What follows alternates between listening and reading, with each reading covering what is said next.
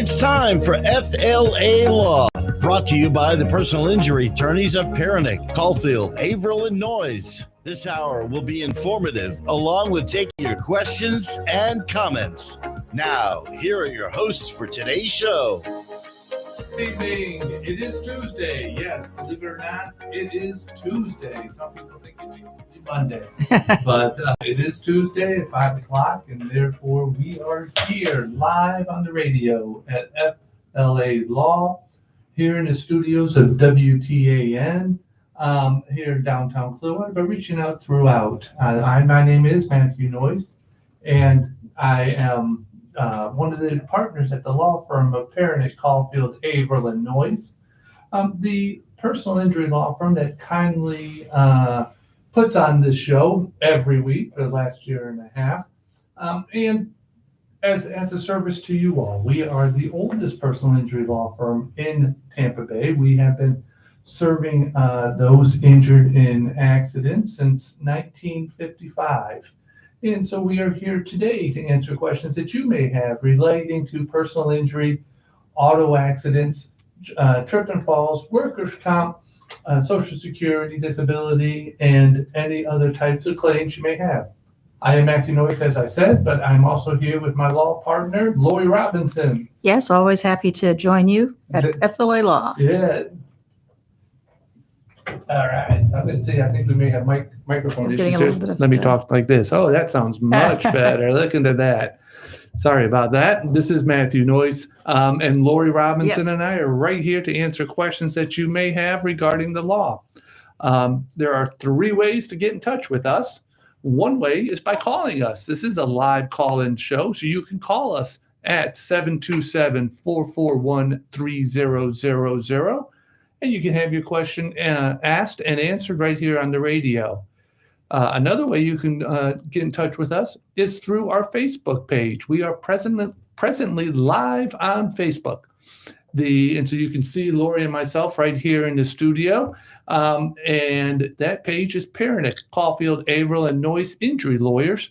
And you can type in your question right there. If you have the questions that you don't want to have your voice on the radio, you can type it right there, and we'd be happy to answer those questions. I have the screen right in front of me, and so we can tackle those questions as well. But there is still yet a third way that you can get in touch with us, and that's through the firm's YouTube channel. And that's Perenich, Caulfield, Avril, and Noyes Injury Lawyers as well. You can type in your question there, and Ed on the other side of that glass will let us know that there is a question, and he'll let us know what the question is, and we'll be happy to tackle that. So 3 ways to get in touch with us tonight.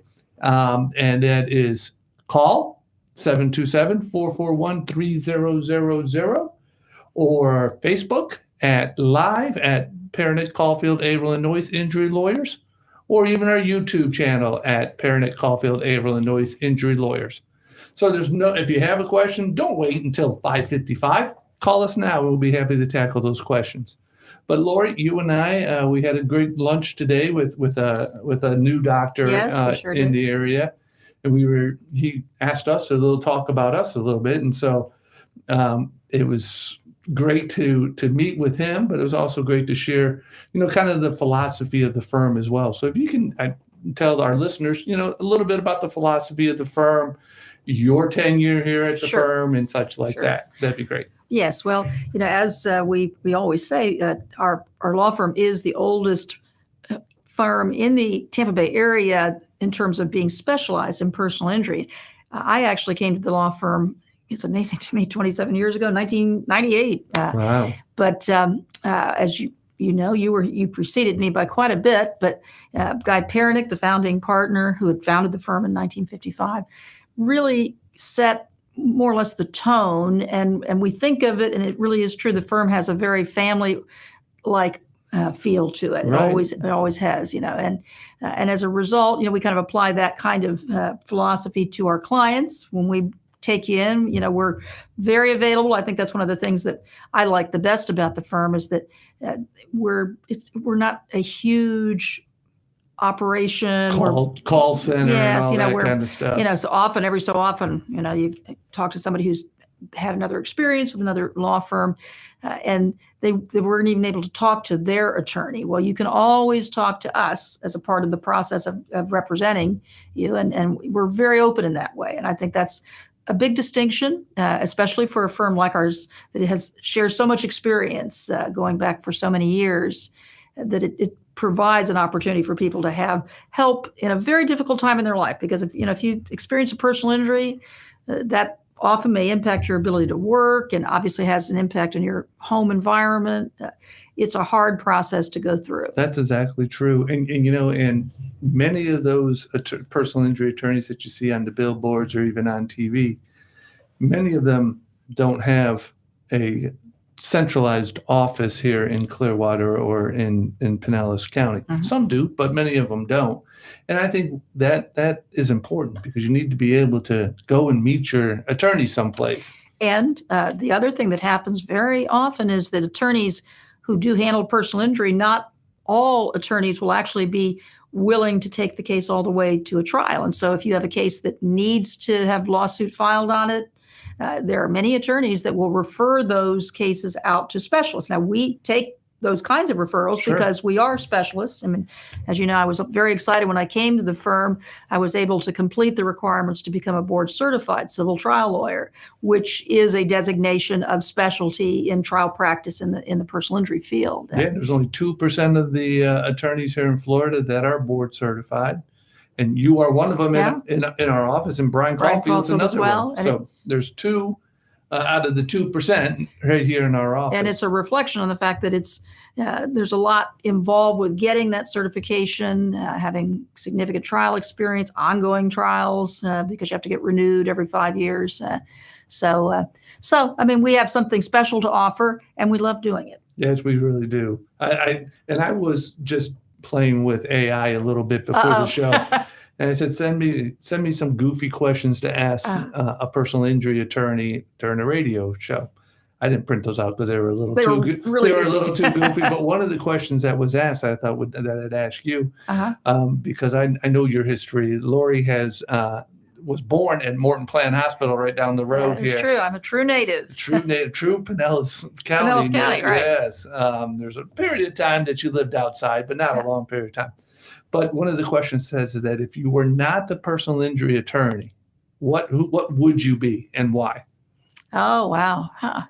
Well, to be honest, I personally had the desire to become a trial lawyer very early on. I was 12 years old. Wow. And I was reading a book about a very famous lawyer in California, Earl Rogers, who it turned out, I learned later on, he was actually sort of the model for the old Perry Masons of the Perry Mason series that was very popular when I was growing up.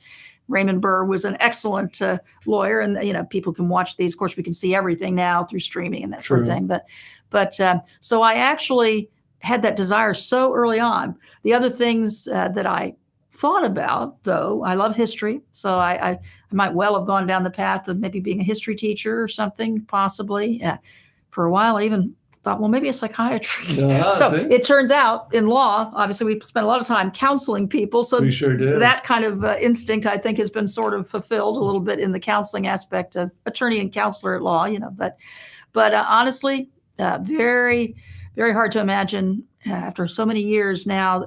It's being a lawyer, especially a trial lawyer, which, many times cases can be resolved without going to trial. But in order to get the best result, you do need to be prepared to. And that aspect of debate, which is something I did as a high school and college student, was on the debate teams. I just can't get enough of it. I'm sorry. No, I know. I know when I was younger, I thought I wanted to be a math teacher. My sister is a math teacher. Yes. But that was before she was a math teacher.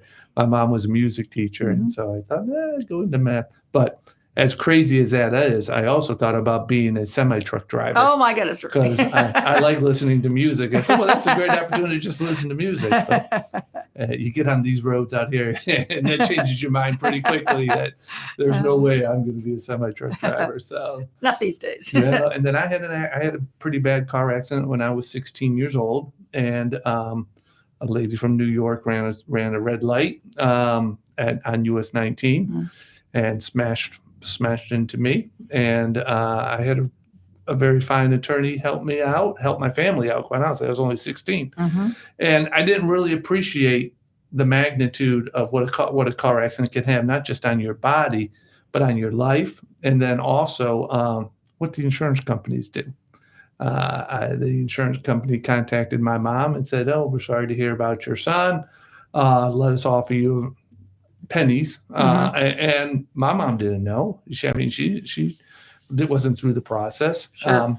And so she consulted with an attorney friend of hers who's still practicing. In fact, I talked to him about 2 hours ago, who's still practicing today, and said, "Well, let me give you some guidance." And he was able to give guidance, and we were able to make the claim for my car accident. Now, there was limited insurance coverage, but there was still an opportunity to hold the insurance company responsible. And that's when I said, that's what I want to do. I didn't really like the fact that they tried to take advantage of our parents' lack of knowledge. And so that's why I decided that it'd be good to be the attorney to try to inform the people, whether it's after a crash or before a crash. And that's really what we do a lot. One of the reasons for this show is to try to educate the people to know what to do after a crash. Right. And it's easy to say, it's hard to do, because just a few weeks ago, I was driving down Belcher Road and somebody pulled out right in front of me, and I tried to swerve and miss, and she ended up hitting my rear quarter panel. Not a bad one, but even then, I was like, the adrenaline's flowing, and I probably, if I pulled out my 10 list of things to do after a car accident, I probably did 2 or 3 of them, and that was about it. So what would you suggest, Lorrie, if you're involved in a crash? I know adrenaline's flowing and everything. What are a few things that somebody should do, there in the first 10 minutes of the crash? Well, I will say, because I had shared some earlier show, a couple of years ago, I actually was the victim of a rear end collision. I remember that. It was a railroad track, wasn't it? Yeah. And I was stopped, and there was we were all stopped actually for the railroad crossing, and the bar was down, and then a vehicle didn't recognize that, slammed into the car behind me, that slammed into my car really hard. And like you, of course, you spend your lifetime, frankly, almost doing personal injury work, advising people, and it's very shocking. I was astounded at how you're shocked, basically. Right. And but I did manage to whip out my phone and take some pictures to memorialize the scene. And, of course, police did arrive pretty quickly. And so you make sure you have information, type thing. Exchange the information if you can. Yes. Again, you said your phone. That's perfect. Before you used to have a little piece of paper. We used to hand out little things that they would keep in their glove box to take notes, and a pen and a pencil, so they would take notes. But now you just whip out your phone, take a photo of their insurance card or a screenshot of their on their app, their insurance and their driver's license. So you have all that information because it's very important to have that. Photos are so important. Yeah, it makes it much easier. And I would say the other thing, which probably many people would do what I did, and I think it was realistic in the situation, but I had a passenger with me who'd had some pre-existing back issues. She was really shaken up. She was okay. Yeah. We were heading to an event that we really wanted to go to. And so it was a big decision about whether to go to an emergency room or not. And we both ended up deciding to push forward, and we did go on to our event. But it is very important to get prompt medical evaluation and attention for your auto insurance purposes. We've talked about that many times on the program, that you have to see a doctor basically within 14 days, of the accident. But the other thing is to be sure that you are properly evaluated. So in my situation, I really didn't, my hand bothered me. I remember, that a little bit, I was rubbing it, but my friend who did end up treating afterwards somewhat, and she got back to her baseline, thank goodness. But it's really it's a close call, because nobody wants to be stuck in the emergency room. And so you don't have to go if you really don't need to, but but quick follow-up. And my friend did follow up, very promptly afterwards, so that you are documenting what's going on, but also so that you get the help in the earliest stage, Right. which gives you the best chance, obviously, to have Right. a real Yeah, full recovery. You don't want scar tissue to start developing in that area if the ligaments are stretched or anything like that. Yeah, and it's so easy to assume you're not going to. Everybody hopes, like we did, that everything's fine, and many times it will be, but unfortunately, many times it won't. And so you want to err on the side of being sure you get prompt medical attention. And I think that raises a good question, a good scenario that we can really talk about, because people are sometimes shocked when we tell them whose insurance pays for the medical care. Oh, yes. So in your situation, you were clearly not at fault. Right. You needed medical treatment and your friend needed medical treatment.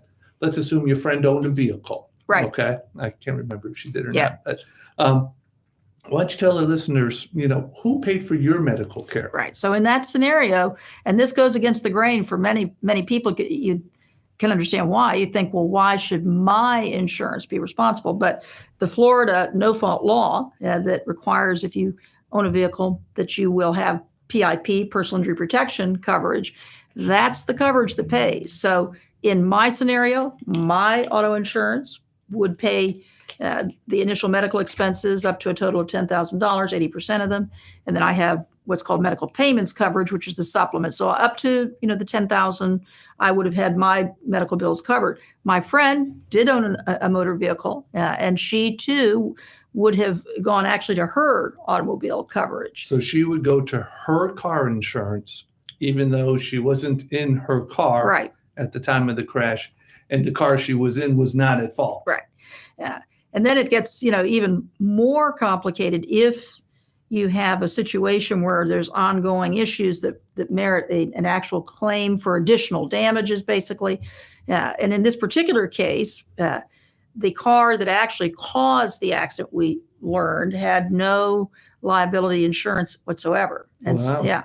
And so the car behind me that was pushed into me, which was not a fault, at all, that vehicle, and they were crunched pretty bad. I mean, I was surprised at the damage on my car, but it was a pretty good impact. But the car behind me, they I'm sure did have some injury. But the other car that did not have any liability insurance, unless you have uninsured motorist coverage, which I do, and actually my friend did as well. In that scenario, she would have been able to make a claim against my uninsured motorist coverage. And you realize as we talk about this stuff, you have to talk to an attorney, because it is. That's right. You think about all the little nuances, all the different scenarios that play out. Yeah. But many times people will not understand about their PIP insurance. And PIP and their UM. I mean, assuming your friend did not have UM on her policy, she wouldn't know that she could make a claim under your UM. Right. Under uninsured motorist coverage. And the only way she would know is if she talked to somebody who eats, sleeps, and drinks and stuff. Right, So, exactly. Or listens to FLALAW on the radio. That's right. And then she would know. That's Lorrie Robinson. I'm Matthew Noyes. We are two attorneys at the law firm of Perenich, Caulfield, Avril Noyes. We are live on the radio here from 5 until 6. If you have a question, give us a call at 727-441-3000. Or we are also live on Facebook at Perenich, Caulfield, Avril, and Noyes Injury Lawyers. You can type in your question there, or we are also live on our YouTube channel. So jump on YouTube, check us out, send us a question. We'll be very happy and willing to answer the questions that you have, even if it's not regarding our areas of law, which are car accidents, trip and falls, slip and falls, work injuries, and Social Security disability. Between Lorrie and I think we can at least guide you in such a way to know who to talk to tomorrow when the office is reopened. Right. So please take this opportunity to do this. If you are listening, you say, gosh, I remember you all talked about something last week or 2 weeks ago. We are streaming all our past videos also on Spotify, iHeartRadio's podcast, and Apple Podcast platforms as well. So just jump on your favorite podcast platform and type in FLALAW on the radio, and you will find all our past episodes from the last several months at least there to feed your quest for information, so to speak. It answers the questions that you may have regarding those areas of law. So, Lorrie, I wanted to, talk about the damages that somebody's entitled to. Right. Let's first talk about damages somebody's entitled to after a car accident. Mm-hmm. Somebody gets hurt and no fault of their own. What damages are they entitled to under the law for their crash and for their injuries?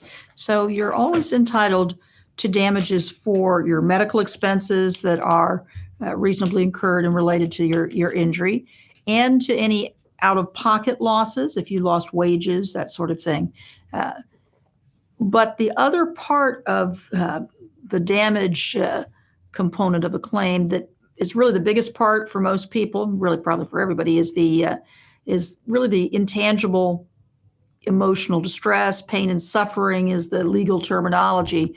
Just the horror of what you've gone through and unfortunately may continue to go through. And so in Florida and in many other states now, they have a concept called no fault. And what that really means is if your damages are just your out-of-pocket losses, your medical, and that's going to be handled by that personal injury protection insurance we talked about.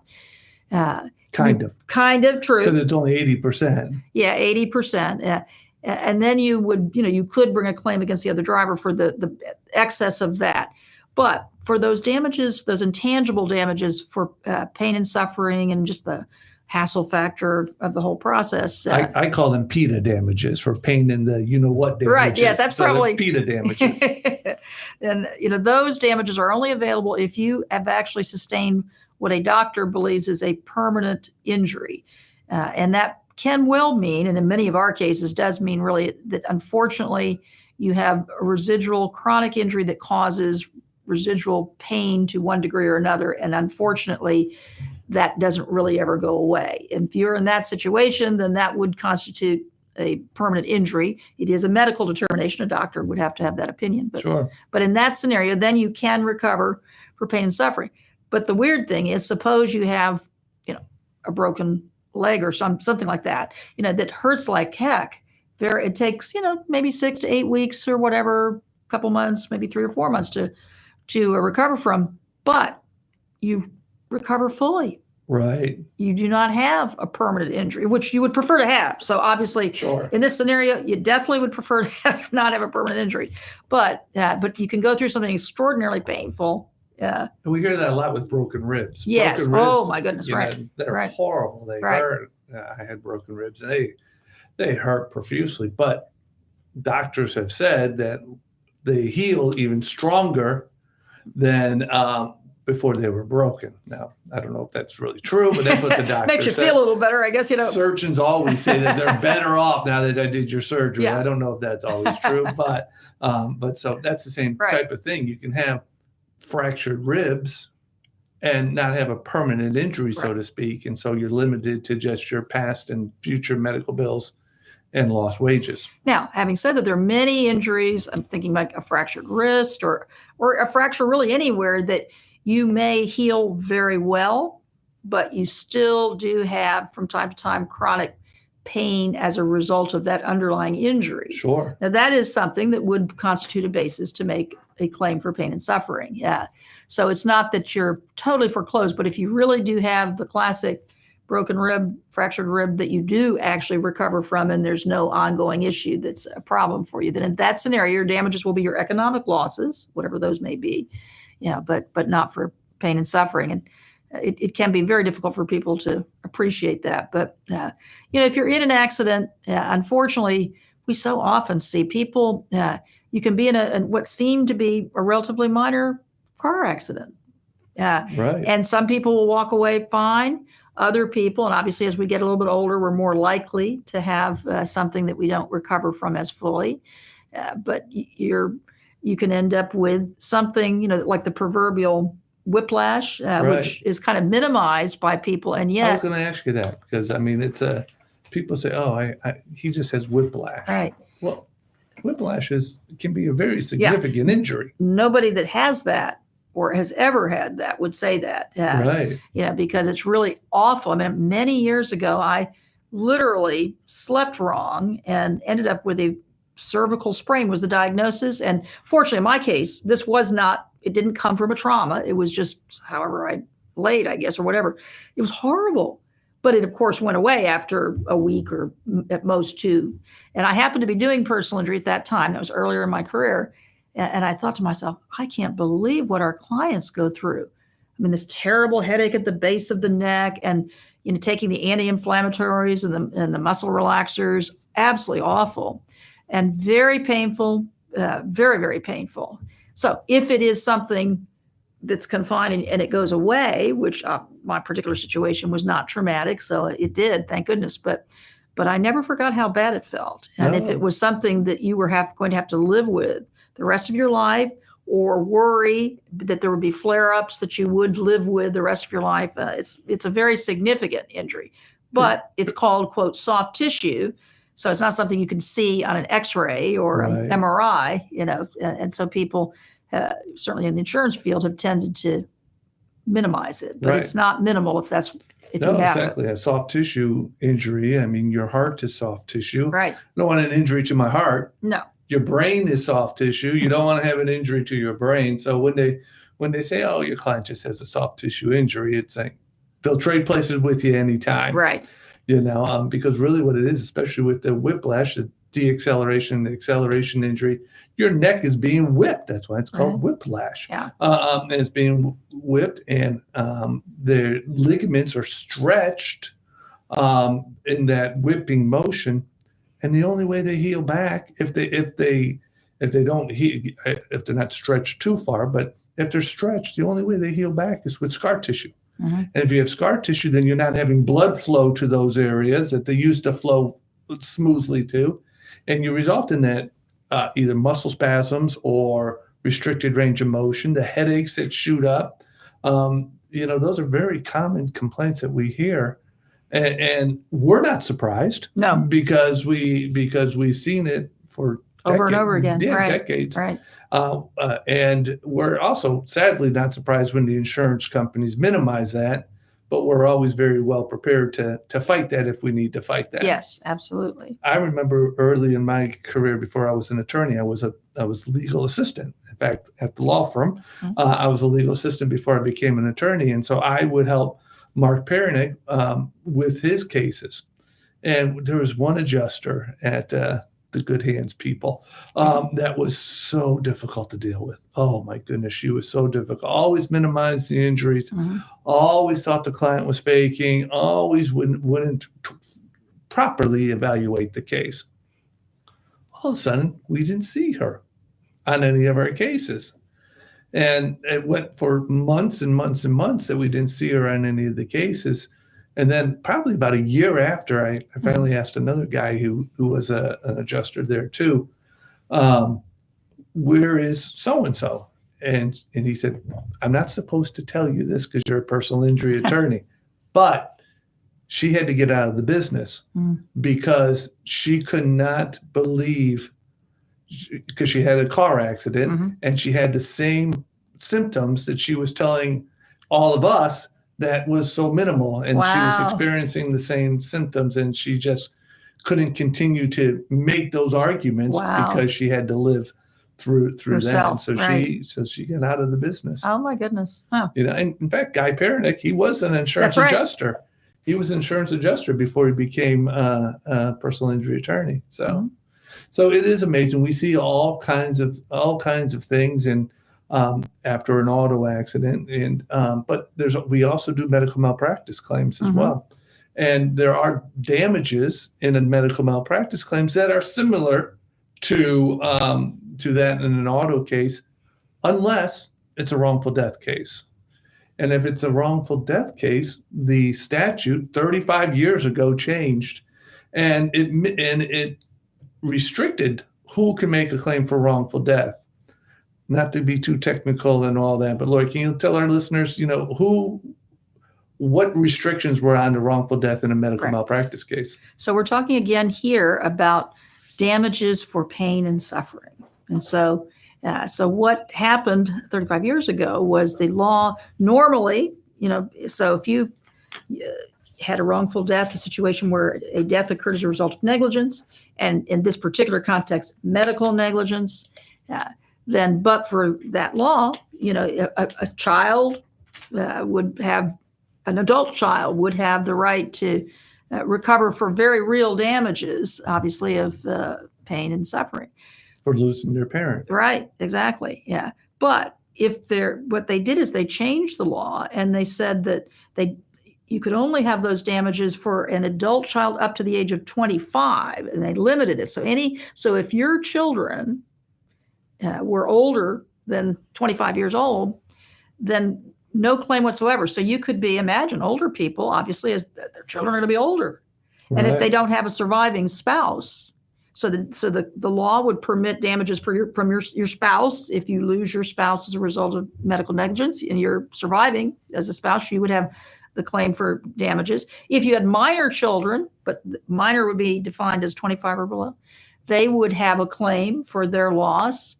But if you had no spouse, maybe your spouse preceded you, or you just weren't married, and you had your children were very much adults, well beyond that early age, then literally there is no claim that can be made. So here's a situation where a medical malpractice has occurred, causing a loss of life, right? A truly wrongful death, and there can be situations where, under the law as it currently stands, basically, until a recent change that's being proposed. Right.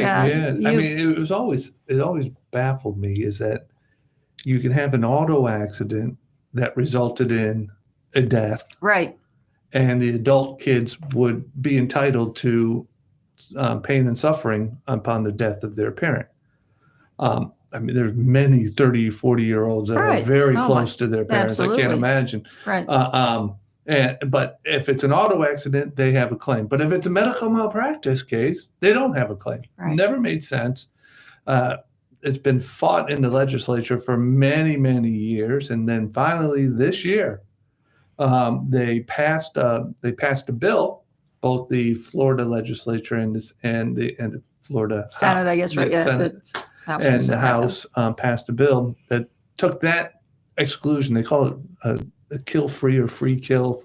I forget what they call it. Yeah, it's got kind of a, what are they? Yeah, it's not free to kill bill. Right. And so they took those provisions out. So those adult children have the same rights if their parents are killed from the wrongful act of a car accident or medical malpractice. And so that bill has been approved and presented to Governor DeSantis, and that was last on May 23rd.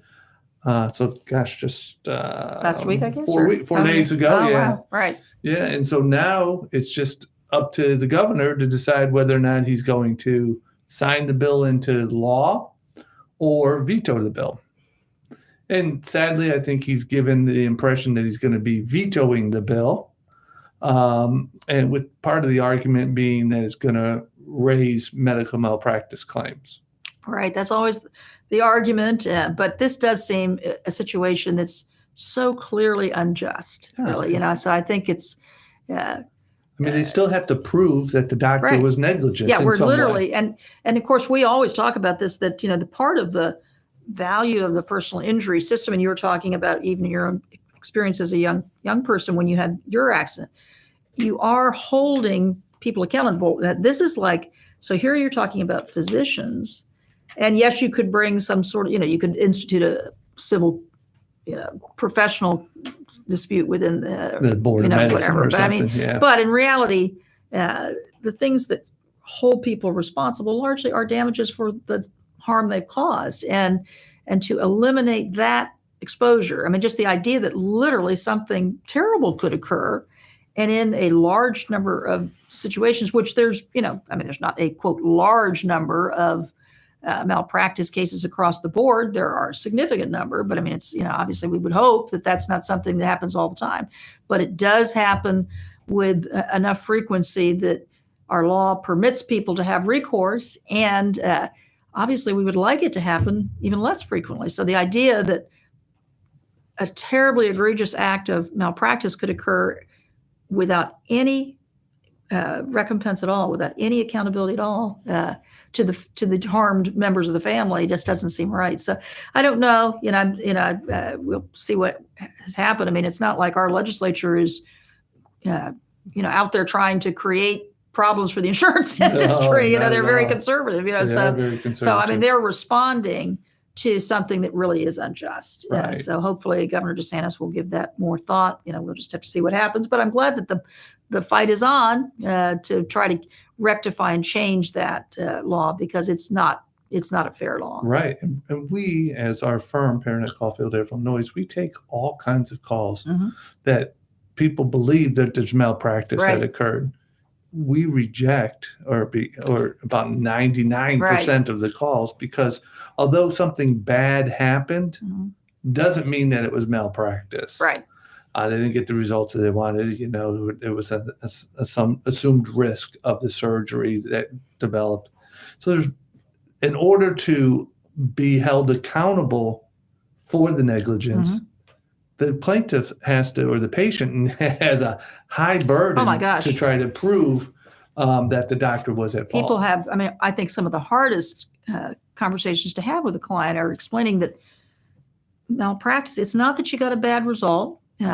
It has to be literally that the doctor made an error that is so bad that it is well below the level of care that it would prevailing standard of care. So we're really talking about something truly substandard, so bad that because we actually have to have the case reviewed. You have to have an expert in the exact same area of medicine that looks at all the records and is prepared to testify under oath that this was way, way below any prevailing standard of care that even the most average doctor would have, engaged in. So it's a very difficult standard. They're very expensive cases because it obviously involves experts, and experts charge for their time, rightly so.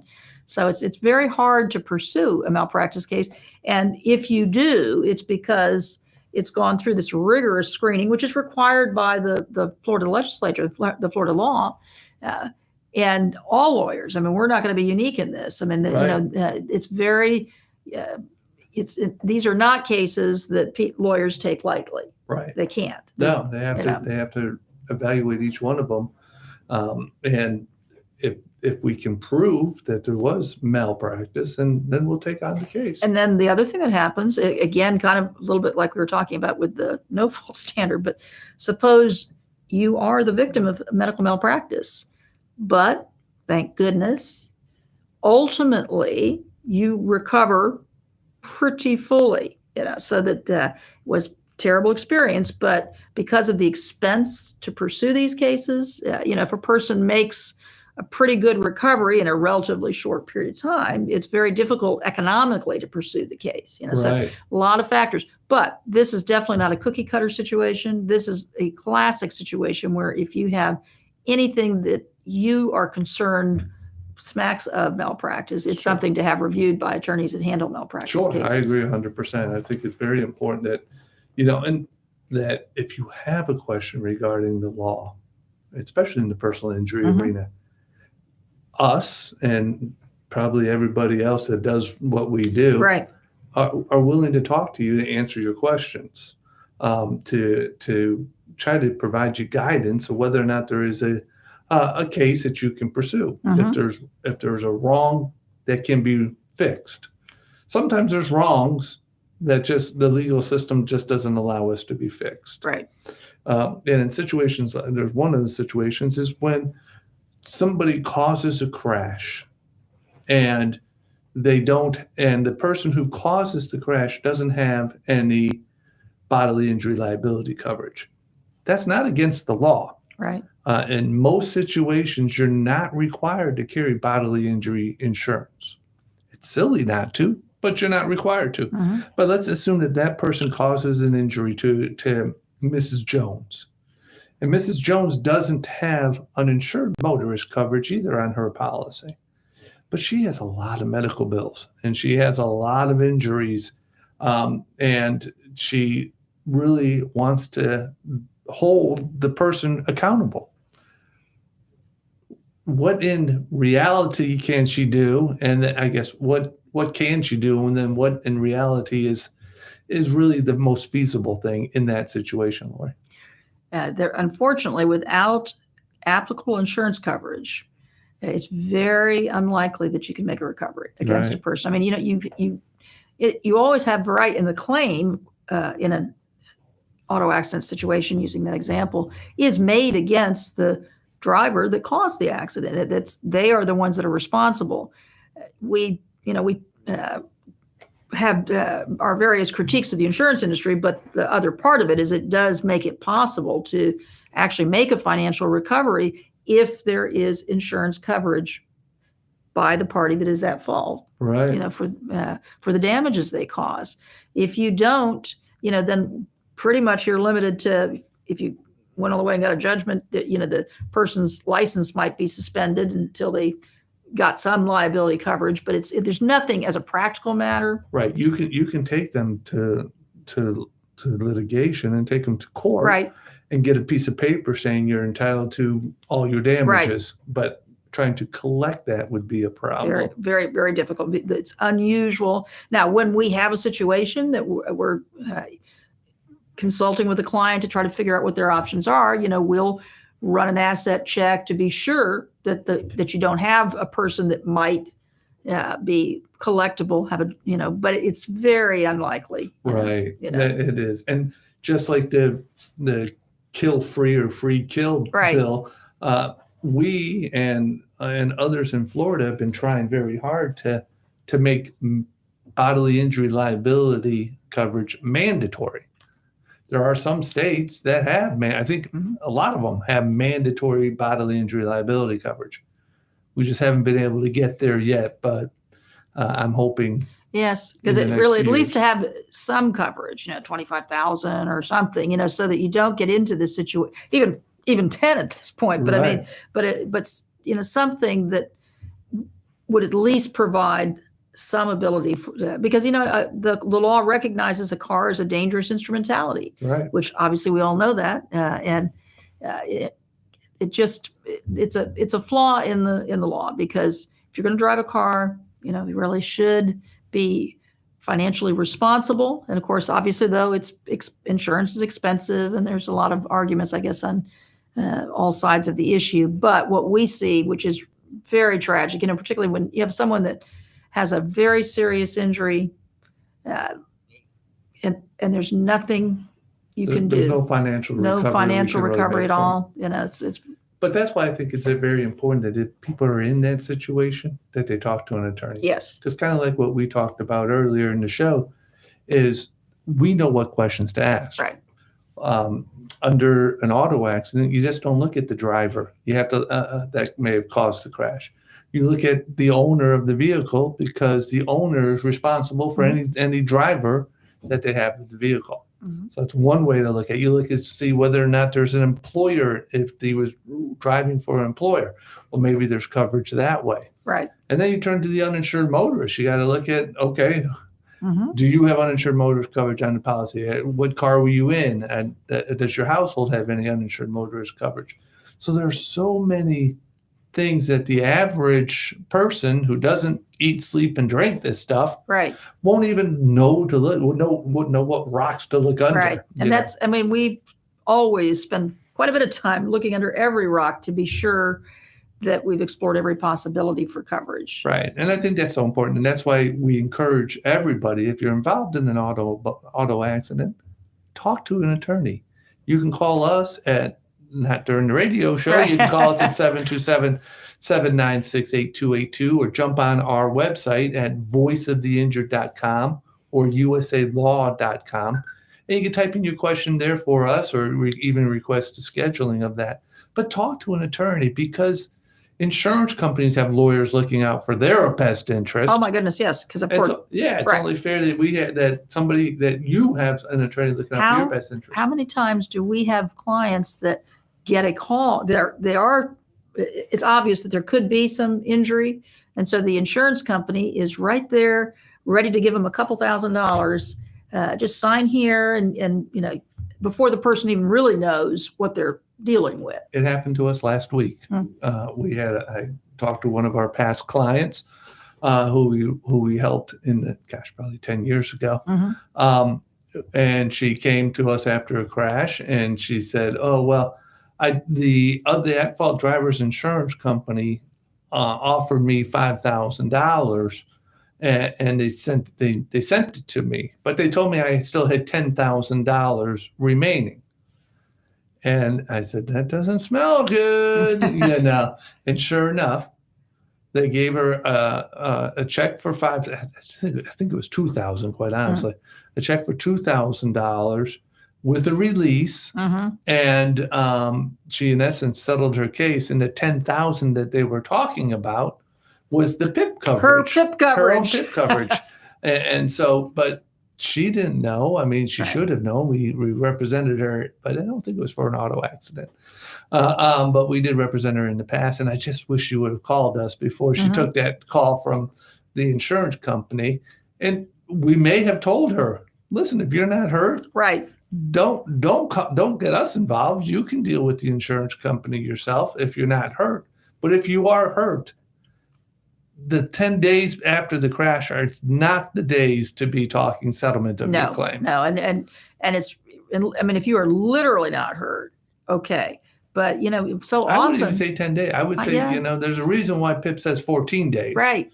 So I would at least wait 14 days before I even say, okay, I'm not hurt. Right. Because it's, unfortunately, the way the body works, you can have some things that you just throw off and don't think about that may be more significant than you realize initially, which, obviously we can all deal with good news, but, it's just a shame to, I mean, it's not like the insurance company is trying to do you a favor. Right. They're trying to essentially take advantage of a situation where they can close their file. And if you have other problems in the future, that's not on them. Sorry, so sad. We wrote you a check and we had you sign a release.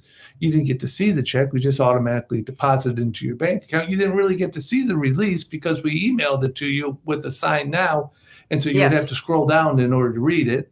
And I think this problem has existed before any of this technology, but now with our technology, where you have all these DocuSign things and everything by email, very convenient, but it's not something that is going to draw your attention to something that you probably didn't really have a good understanding of. How many times do we look at, check the box for you read and understand all the rights and responsibilities or whatever the conditions. Most people are, we're lawyers, so maybe we would look at it, but I mean, most people are not going to.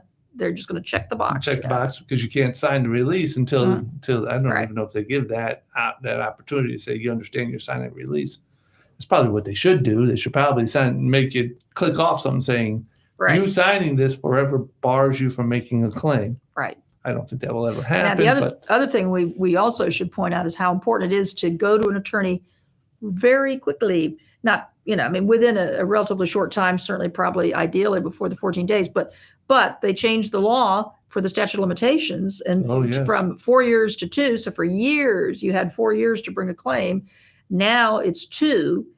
So it's not something to sit on. No. If you've got any issue going on, you need to get some input from an attorney. Yeah, because typically we don't submit a settlement package to the insurance company until the patient reaches or the client reaches maximum medical improvement. Doesn't mean they're all better. It just means they reach that plateau and they're as good as they're going to get. That's the point when we can say, okay, now we have a clear picture of what the future holds. Right.